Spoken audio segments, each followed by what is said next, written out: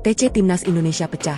Setelah persaingan brutal dan seleksi super ketat, kini hanya tersisa 26 pemain yang bertahan, sementara yang lain harus gugur dari proyek Garuda. Tapi yang lebih mengejutkan, John Hertman disebut belum selesai.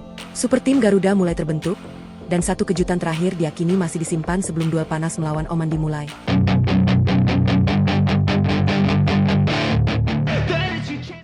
Atmosfer Timnas Indonesia kini memasuki fase yang jauh lebih menegangkan. Training camp yang sejak awal dipenuhi persaingan keras akhirnya mulai menunjukkan hasil.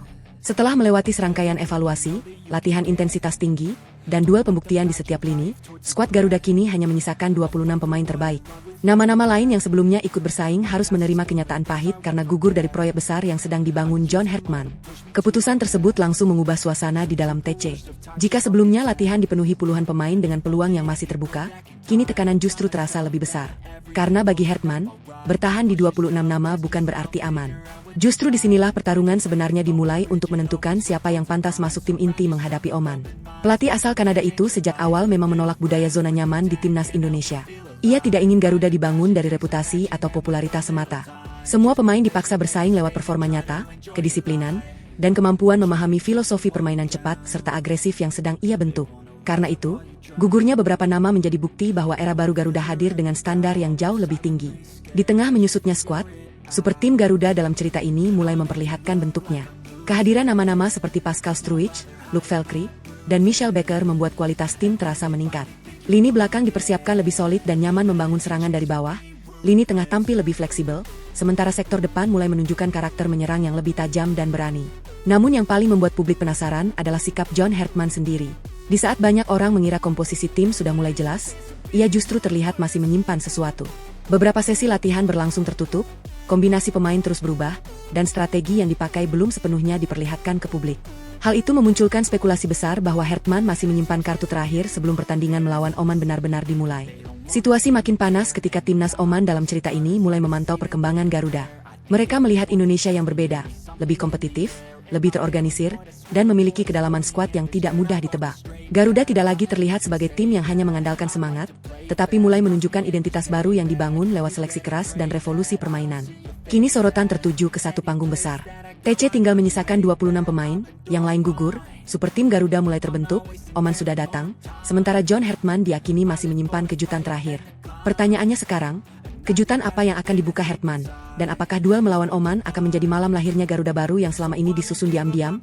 Di tengah panasnya TC terakhir dan ketatnya persaingan menuju laga melawan Oman, muncul satu pembahasan yang langsung membuat publik heboh dalam cerita ini. John Hertman disebut punya strategi yang tidak biasa. Pelatih asal Kanada itu dikabarkan sengaja mengundang Luc Velcri, Pascal Struijk, dan Michel Becker untuk ikut merasakan atmosfer TC Garuda. Meski proses administrasi dan status resmi mereka sebagai bagian dari timnas masih menjadi pembahasan di luar lapangan. Bagi Hertman dalam skenario ini, keputusan tersebut bukan sekadar soal menambah nama besar di skuad. Ia diyakini sedang memainkan strategi jangka panjang. Menurut filosofi yang ia bangun, chemistry dan adaptasi tidak bisa dibentuk secara instan menjelang turnamen besar.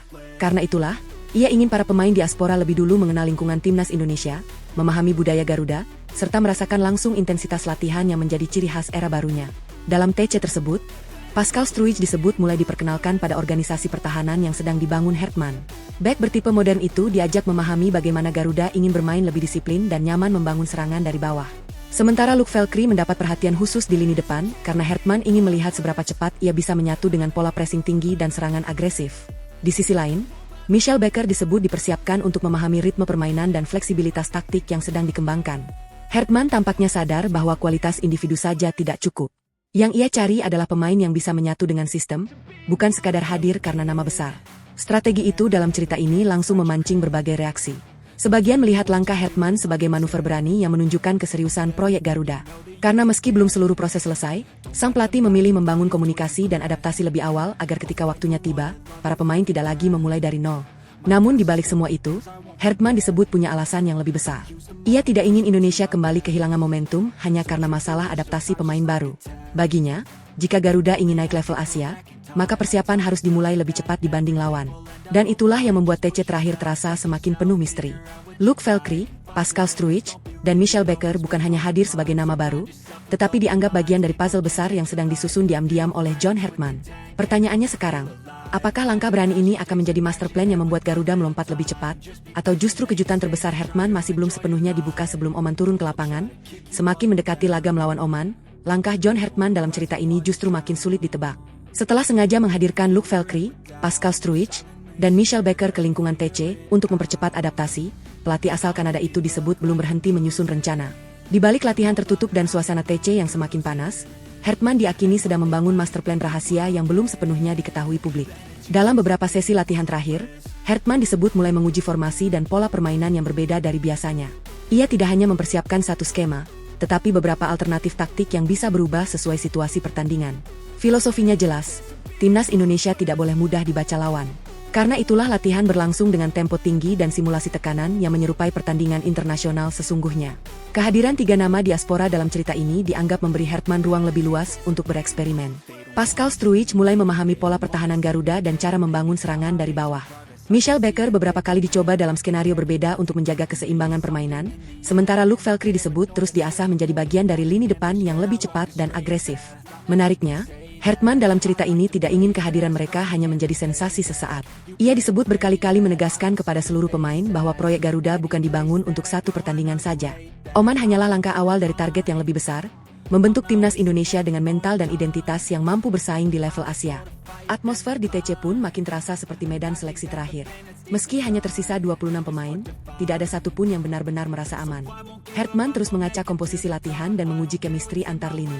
Bahkan beberapa pemain disebut harus memainkan peran berbeda demi membuktikan fleksibilitas mereka di hadapan tim pelatih.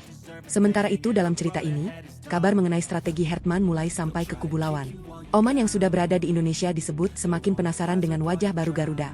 Mereka melihat Indonesia bukan lagi tim yang mudah ditebak, melainkan skuad yang sedang berubah lewat kombinasi pemain lokal, abroad, dan diaspora yang dipersiapkan dengan serius. Dan disinilah ketegangan semakin terasa. TC hampir selesai, 26 pemain mulai terbentuk, 3 nama diaspora sudah ikut merasakan atmosfer Garuda, sementara Hertman masih diyakini menyimpan satu langkah terakhir. Banyak yang mulai bertanya, apakah kejutan terbesar itu akan muncul tepat sebelum Oman turun ke lapangan, dan membuat dunia melihat bahwa revolusi Garuda ternyata benar-benar bergerak lebih cepat dari dugaan? Di tengah misteri strategi yang masih disimpan John Hertman, muncul lagi kabar yang langsung mengguncang suasana TC Garuda dalam cerita ini. Saat banyak pihak mengira skuad 26 pemain sudah hampir final, Hertman justru disebut mengambil langkah mengejutkan dengan memanggil Maes Hilgers untuk bergabung dalam persiapan timnas Indonesia. Keputusan itu langsung memicu perhatian besar. Apalagi sebelumnya muncul rumor mengenai kondisi kebugaran beberapa pemain belakang yang membuat Hertman disebut tidak ingin mengambil risiko. Pelatih asal Kanada itu memang sejak awal menegaskan satu prinsip penting, timnas Indonesia tidak boleh bergantung pada satu sosok saja. Karena itulah, ia terus menyiapkan pelapis dengan kualitas yang mampu menjaga level permainan tetap stabil. Dalam cerita ini, kehadiran Maes Hilgers dipandang bukan sekadar tambahan pemain biasa. Back dengan karakter tenang dan kuat dalam duel itu disebut sangat cocok dengan filosofi permainan modern yang sedang dibangun Hertman. Kemampuannya membaca permainan, menjaga organisasi lini belakang, dan membangun serangan dari area pertahanan membuat ia dianggap bisa menjadi bagian penting dari revolusi Garuda. Suasana TC pun langsung berubah semakin panas. Dengan hadirnya nama seperti Pascal Struijk dan kini ditambah Maes Hilgers, persaingan di lini belakang Garuda naik ke level berbeda. Para pemain sadar bahwa Hertman benar-benar sedang membentuk tim dengan standar tinggi dan kedalaman skuad yang lebih kuat dibanding sebelumnya. Menariknya, dalam cerita ini Hertman disebut sengaja mempercepat komunikasi dengan Maes bukan hanya untuk laga melawan Oman. Ia diyakini melihat kebutuhan jangka panjang, membangun pertahanan Garuda yang solid dan tidak mudah runtuh saat menghadapi lawan kuat Asia. Karena bagi Hertman, revolusi timnas tidak cukup dibangun lewat satu generasi pemain, tetapi lewat fondasi yang kuat di setiap lini. Sementara itu, kabar pemanggilan Maes mulai menjadi pembicaraan hangat bahkan sebelum pertandingan dimulai. Oman yang terus memantau perkembangan Garuda disebut makin penasaran dengan komposisi tim yang sedang dibangun. Karena Indonesia kini terlihat bukan hanya mengandalkan satu atau dua nama, tetapi mulai memiliki banyak opsi dengan karakter berbeda. Dan kini suasana menjelang kick-off terasa makin sulit ditebak. Luke Valkyrie, Pascal Struijk, Michelle Becker sudah ikut merasakan atmosfer TC, Maes Hilgers dipanggil memperkuat persaingan, sementara Hertman diyakini belum membuka seluruh kartunya. Pertanyaannya sekarang, apakah ini sudah bentuk final super tim Garuda? Atau justru Hertman masih menyiapkan kejutan yang lebih besar sebelum Oman benar-benar menghadapi Indonesia? Semakin dekat menuju pertandingan, perhatian timnas Oman dalam cerita ini disebut mulai tertuju penuh kepada perkembangan skuad Garuda. Setelah memantau latihan dan melihat perubahan besar di bawah John Hertman, mereka mulai menyadari bahwa Indonesia yang akan dihadapi kali ini terasa sangat berbeda dibanding sebelumnya. Dalam skenario ini, Oman melihat Garuda datang dengan identitas baru. Bukan lagi hanya mengandalkan semangat bertanding dan atmosfer stadion, tetapi mulai memperlihatkan organisasi permainan yang lebih matang. Pressing tinggi, transisi cepat, serta kedalaman skuad yang makin kuat membuat Indonesia terlihat jauh lebih sulit diprediksi. Kehadiran nama-nama seperti Pascal Struijk, Luc Velkri, Michel Becker, hingga rumor Mads Hilgers dalam cerita ini disebut menjadi perhatian tersendiri bagi Oman. Mereka melihat Hertman tidak sedang membangun tim untuk satu pertandingan semata, tetapi sedang menyusun fondasi jangka panjang yang membuat Garuda memiliki banyak opsi di setiap lini. Yang paling menarik perhatian Oman disebut justru cara Hertman membangun persaingan di dalam tim. Dengan hanya menyisakan 26 pemain terbaik setelah seleksi ketat, Indonesia dalam cerita ini terlihat datang dengan mental kompetitif tinggi. Tidak ada pemain yang merasa aman, dan situasi itu membuat intensitas latihan Garuda tampak jauh lebih serius dibanding biasanya. Beberapa pengamat dalam cerita ini bahkan mulai membicarakan bagaimana perubahan Garuda bisa menjadi faktor yang sulit dibaca lawan. Di lini belakang, organisasi pertahanan terlihat lebih solid. Lini tengah mulai bergerak lebih fleksibel, sementara sektor depan memperlihatkan tekanan yang lebih agresif sejak menit awal. Kombinasi itulah yang membuat Oman mulai mempelajari Indonesia dengan perhatian ekstra. Namun John Hertman sendiri justru terlihat tetap tenang. Ia disebut sengaja tidak ingin seluruh strategi dibuka sebelum pertandingan dimulai. Dalam latihan tertutup terakhir, Hertman masih terus menguji skema dan rotasi pemain demi memastikan Garuda tidak mudah ditebak. Dan disinilah tensi cerita semakin naik. Oman sudah melihat kekuatan baru Garuda, TC hampir selesai, sementara Hertman masih menyimpan kartu terakhirnya. Kini pertanyaan besar mulai muncul, ketika Oman akhirnya berdiri di lapangan menghadapi Indonesia. Apakah mereka akan siap menghadapi Garuda baru yang dibangun lewat revolusi diam-diam ini? Atau justru terkejut melihat kekuatan yang sama sekali tidak mereka duga sebelumnya? Di tengah panasnya revolusi timnas senior dan sorotan besar menuju laga melawan Oman, kabar menggembirakan juga datang dari Garuda Muda U19 dalam cerita ini. Tim racikan Nova Arianto disebut berhasil membuka langkah pertama dengan hasil positif setelah menang atas Myanmar di laga pembuka turnamen. Kemenangan itu langsung menjadi pembicaraan karena Indonesia tampil dengan energi dan wajah yang berbeda. Sorotan utama tentu tertuju pada 9 pemain naturalisasi muda yang sebelumnya ramai dibahas ikut memperkuat proyek Garuda Muda. Kehadiran mereka disebut memberi warna baru bagi permainan Indonesia U19. Bukan hanya dari kualitas individu, tetapi juga dari tempo permainan, disiplin taktik, serta keberanian menghadapi tekanan pertandingan internasional. Sejak menit awal dalam cerita ini, Garuda Muda tampil percaya diri menghadapi Myanmar. Anak-anak asuh Nova Arianto tidak hanya bermain menyerang, tetapi juga memperlihatkan organisasi permainan yang lebih rapi. Lini tengah bergerak agresif merebut bola, sementara serangan cepat dari sisi sayap beberapa kali membuat pertahanan lawan kesulitan mengimbangi tempo permainan Indonesia. Kemenangan di laga pertama itu pun dianggap lebih dari sekadar 3 poin. Karena bagi PSSI dan tim pelatih, hasil tersebut menjadi sinyal bahwa proyek regenerasi sepak bola Indonesia mulai menunjukkan arah yang menjanjikan.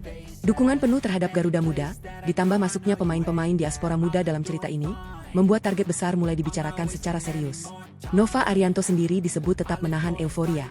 Meski puas dengan kemenangan perdana, ia mengingatkan bahwa perjalanan masih panjang dan level persaingan akan semakin berat di laga berikutnya. Menurutnya, kemenangan atas Myanmar hanyalah langkah awal untuk membentuk mental juara dan memperkuat chemistry antar pemain. Menariknya, keberhasilan Garuda Muda ini juga disebut ikut menjadi perhatian skuad senior di TC. Dalam cerita ini, John Hertman melihat perkembangan U19 sebagai bukti bahwa perubahan sepak bola Indonesia tidak hanya terjadi di level atas, tetapi mulai bergerak di semua generasi. Dan kini suasana sepak bola Indonesia terasa semakin panas. Timnas senior sibuk membangun super tim menghadapi Oman, sementara Garuda Muda sudah memulai langkah dengan kemenangan. Pertanyaannya sekarang, apakah kemenangan U19 ini menjadi awal lahirnya generasi emas baru yang kelak melengkapi revolusi besar Garuda di level Asia?